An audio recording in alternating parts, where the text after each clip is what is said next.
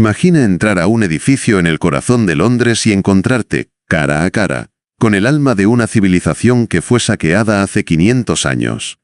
No son simples piedras o plumas, son los símbolos de un imperio que dominó el Valle de México. Hoy, estas piezas descansan en vitrinas extranjeras bajo una excusa que indigna a millones. Aquí están más seguras. ¿Pero a qué costo? Hoy, en Narraciones Oscuras, vamos a desenterrar la historia del gran saqueo arqueológico a México y la batalla silenciosa por recuperar el tesoro de Moctezuma. El mito del penacho y la realidad de Viena. Para entender el saqueo de México, debemos hablar del símbolo más doloroso de todos, el Quetzalapanecayotl, mejor conocido como el penacho de Moctezuma. Aunque muchos creen erróneamente que está en Londres, su hogar actual es el Museo de Etnología de Viena, en Austria. Pero ¿cómo llegó una corona de plumas sagradas del trópico mexicano a los fríos pasillos de la antigua capital del Imperio Austrohúngaro? Se dice que fue un regalo de Moctezuma a Hernán Cortés, una ofrenda de paz que terminó como un trofeo de guerra enviado a Carlos V.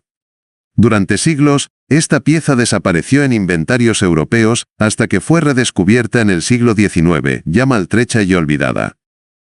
Aquí es donde la historia se vuelve oscura. México ha solicitado su devolución formalmente desde hace décadas. La respuesta de Austria siempre ha sido la misma: es imposible moverlo. Según sus expertos, las vibraciones de un avión o incluso de un barco desintegrarían las plumas de Quetzal, que tienen más de 500 años de antigüedad. Dicen que el penacho es ahora un paciente en estado crítico que no puede ser trasladado. Pero muchos en México ven esto como una excusa científica. Se preguntan, si la tecnología actual permite enviar telescopios al espacio, ¿realmente no existe una forma de traer de vuelta el símbolo de nuestra soberanía? Esta negativa ha convertido al penacho en el rehén más famoso de la historia, un recordatorio constante de que, para Europa, nuestra herencia es un patrimonio universal, siempre y cuando se quede en sus museos. Las joyas de la corona en el Museo Británico. Dejamos Viena para cruzar el Canal de la Mancha y entrar en uno de los edificios más imponentes y controvertidos del mundo, el Museo Británico. Aquí, en la Sala 27, dedicada a México, la joya de la corona no es de oro, sino de un azul hipnótico que parece vibrar bajo las luces de la vitrina. Es la serpiente de dos cabezas, un mosaico de más de 2000 piezas de turquesa que representa a Quetzalcóatl, la deidad que los mexicas asociaban con el renacimiento y el cielo. Pero no es la única. A su lado descansa el pectoral del dios de la muerte y el impresionante escudo de Yanhuitlán, una pieza de oro mixteca que sobrevivió a la fundición de los conquistadores. ¿Cómo llegaron estas piezas a Londres? A diferencia del penacho, muchas de estas reliquias no fueron regalos diplomáticos. Fueron compradas en subastas europeas durante el siglo XIX a coleccionistas privados que, a su vez, las habían obtenido de excavaciones no autorizadas o saqueos directos tras la independencia de México. El Museo Británico sostiene una postura firme. Ellos son los guardianes universales de la historia. Argumentan que si estas piezas no estuvieran en Londres, quizás habrían desaparecido en las guerras o por la falta de recursos para su conservación en el pasado. Pero para los mexicanos, ver estas piezas es ver fragmentos de un rompecabezas que fue desmantelado y vendido al mejor postor. Cada año, miles de personas caminan frente a estas vitrinas sin saber que, legalmente, México considera estas piezas como propiedad nacional, que nunca debió salir del país. La pregunta es, ¿cuándo deja un objeto de ser un tesoro arqueológico para convertirse en una mercancía de exhibición internacional? Los héroes que resultaron saqueadores. Para entender cómo terminaron estas piezas en Londres o Viena, debemos mirar hacia el siglo XIX, una época donde la arqueología no era una ciencia de preservación sino una carrera por el botín.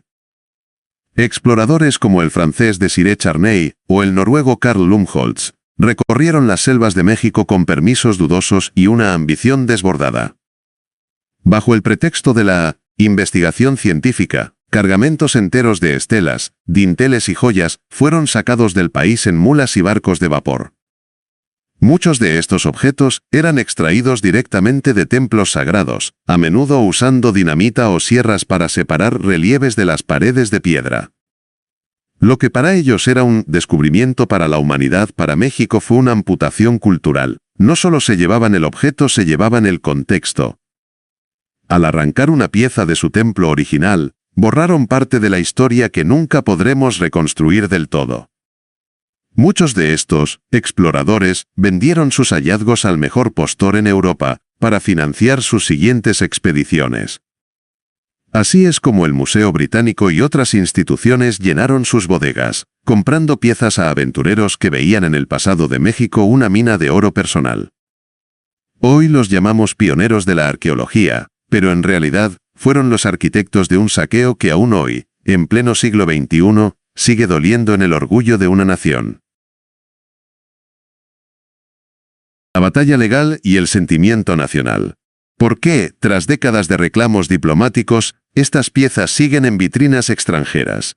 La respuesta no es solo científica, es legal y política. El Museo Británico, por ejemplo, se rige por una ley de 1963 que le prohíbe explícitamente desprenderse de sus colecciones, a menos que sean duplicados o estén inservibles. Para ellos, devolver una pieza no es un acto de justicia, sino una violación a su propia ley. Por otro lado, existe el concepto del Museo Universal. Instituciones en Londres, París o Berlín argumentan que, al tener piezas de todo el mundo en un solo lugar, permiten que la humanidad entera aprenda sobre su pasado compartido. Pero para México, este argumento suena a una herencia del colonialismo. Nosotros las cuidamos mejor que ustedes. La batalla hoy se libra en dos frentes. El legal, que es lento y burocrático, y el moral, que está ganando fuerza en las redes sociales y la opinión pública global. Cada vez que una subasta en París vende una figura de Tlatilco o una máscara teotihuacana, la herida se abre de nuevo. Al final, no se trata solo de objetos de piedra o plumas. Se trata de la dignidad de un pueblo que quiere que sus ancestros descansen en la tierra que los vio nacer. Mientras las leyes de otros países sigan protegiendo lo que México considera un robo, el tesoro de Moctezuma seguirá siendo un recordatorio de que la historia, a veces, le pertenece a quien tiene la vitrina más fuerte. ¿Y tú qué opinas? ¿Deberían estas piezas regresar a México sin importar los riesgos? ¿O crees que están mejor protegidas en los grandes museos del mundo? Tu opinión es lo que hace crecer a esta comunidad. Déjanos tu comentario aquí abajo, dale un me gusta si este viaje por la historia te apasionó, y no olvides suscribirte para más narraciones sobre los secretos que el mundo aún intenta ocultar. Nos vemos en el próximo misterio.